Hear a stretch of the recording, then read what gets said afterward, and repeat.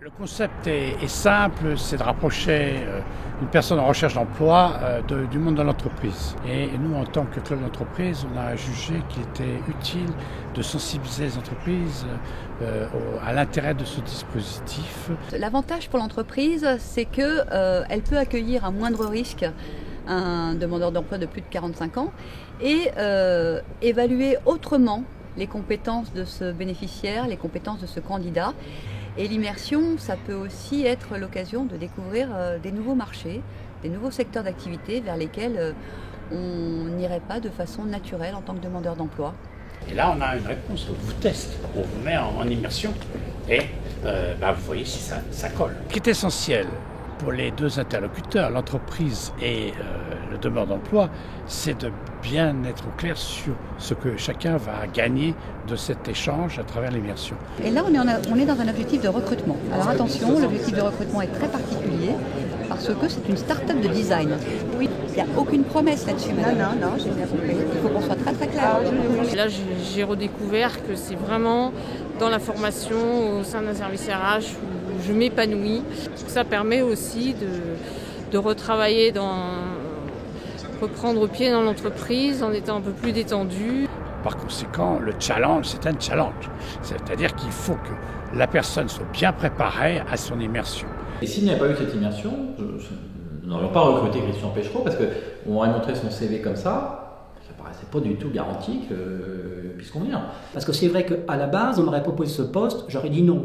Le mode de design, je n'y connais rien. La goutte d'or, c'est pas vraiment quelque chose qui m'attire. Donc, en fait, tout faisait que je n'aurais jamais répondu de moi-même à une offre pareille. Déjà, c'est le fait de découvrir un monde nouveau, mais complètement nouveau à tout point de vue, et de voir que les facultés d'adaptation.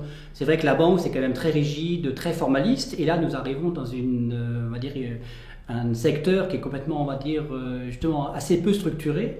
En entreprise, la période d'essai, elle est liée à un contrat. Donc ça veut dire qu'il y a déjà une relation forte contractuelle. Là, c'est une relation, on va dire, souple, en douceur. En un mois, vous allez quand même sentir beaucoup de choses. Mais ça ne se passera pas de la même façon que si c'est dans une période d'essai. Parce que la période d'essai, aujourd'hui, en fait, c'est très angoissant, une période d'essai. Sans doute pour le salarié aussi. Mais du côté de l'employeur, aujourd'hui, c'est très angoissant. Et ça leur a beaucoup plu parce qu'en fait, ils ont dit, il a pris le poste tout de suite et il le construit, sans qu'on ait eu besoin de le demander. Donc c'est cet aspect-là aussi, je dirais, de co-constructeur et très proactif qui a fait que tout de suite, les gens ont dit, c'est la personne qu'il nous faut. La vérité sur la valeur de la personne, l'immersion, elle est excellente. Elle est excellente. Et ça aide aussi le demandeur d'emploi à faire le tri dans ses compétences. Et on n'est plus en situation de demandeur d'emploi, on est vraiment en situation de partenaire et de co-constructeur d'un projet qui est partagé autant par l'entreprise que par le bénéficiaire.